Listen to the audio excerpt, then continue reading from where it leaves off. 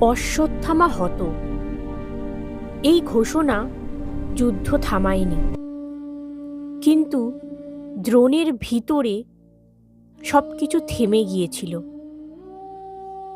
দ্রোণ অনেক কিছু হারিয়েছিলেন, বন্ধু, সম্মান, শান্তি, কিন্তু অশ্বত্থামা, সে ছিল তার শেষ আশ্রয়। এই যুদ্ধে যদি তিনি কিছু বাঁচিয়ে রাখতে চান, সে ছিল শুধু অশ্বত্থামা।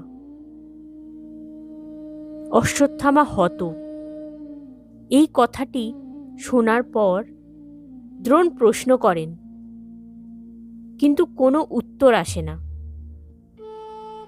সত্য আর মিথ্যার মাঝে এক মুহূর্তের নীরবতা, আর এই নীরবতাই তার সব শক্তি কেড়ে নিয়েছিল।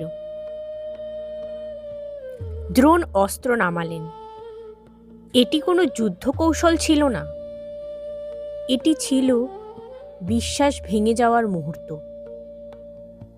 একজন যোদ্ধা হারেননি সেদিন, একজন পিতা ভেঙে পড়েছিলেন।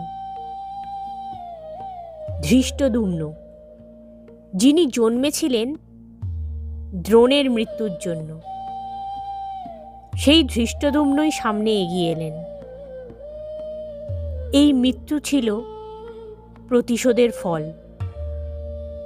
নিয়তির পরিণতি, আর একটি জীবনের শেষ অধ্যায়।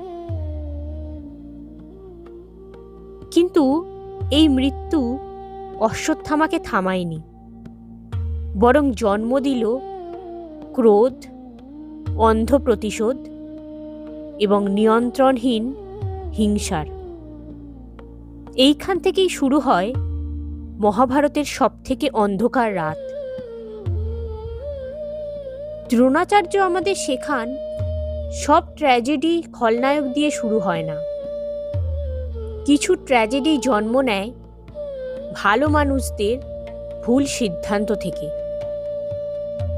আপনার চোখে দ্রোণাচার্য কে? একজন গুরু, নাকি যুদ্ধের সবথেকে বড় ট্র্যাজেডি? কমেন্টে জানান। আর এমন গভীর মহাকাব্যের গল্প শুনতে কথাধর্মের সঙ্গে থাকুন।